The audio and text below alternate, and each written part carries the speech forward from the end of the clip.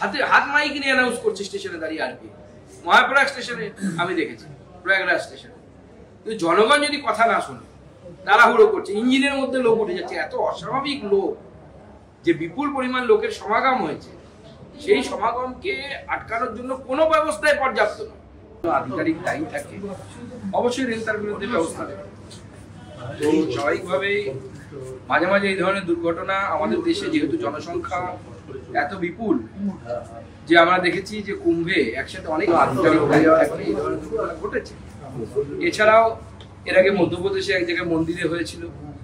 এই ধরনের পদপিষ্ট হয়ে মারা যাওয়ার ঘটনা আমাদের দেশে দুর্ভাগ্যজনক হলে পরেও মাঝে মাঝে ঘটছে, এবং তার জন্য আমাদের আরো বেশি সচেতন হওয়া দরকার, এবং আমরা সচেতন হতে।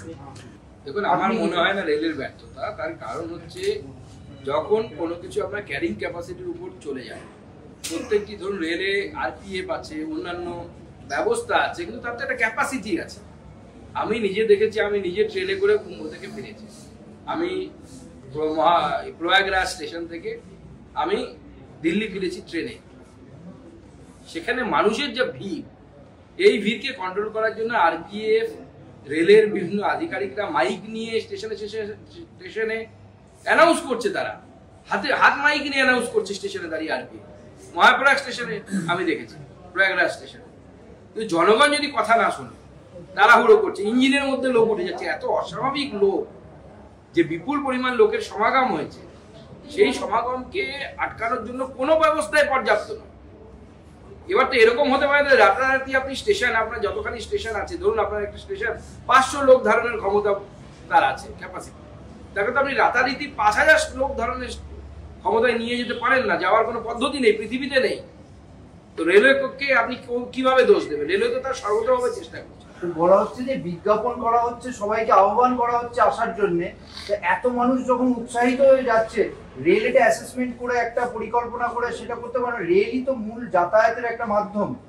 দেখুন, রেল বিপুল পরিমাণে গাড়ি চালিয়েছে, কিন্তু যে পরিমাণ ভিড় হয়েছে, ইট ইজ ওভার দ্য এক্সপেকটেশনের বাইরে।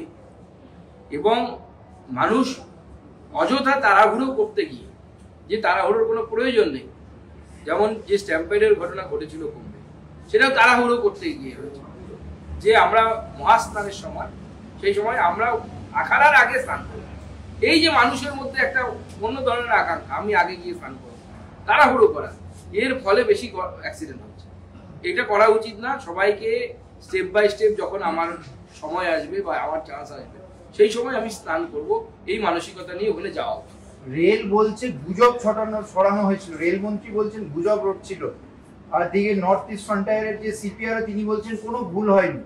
আর পুলিশ যারা দেহ নিয়ে গেছেন, তারা বলছেন যে আমরা যখন দেহ নিয়ে যাচ্ছি কাউকে পাইনি, আমরাই দেহ নিয়ে অ্যাম্বুলেন্সে নিয়ে গেছি, 18 জনের দেহ নিয়ে গেছি, এরকম দাবি করছে।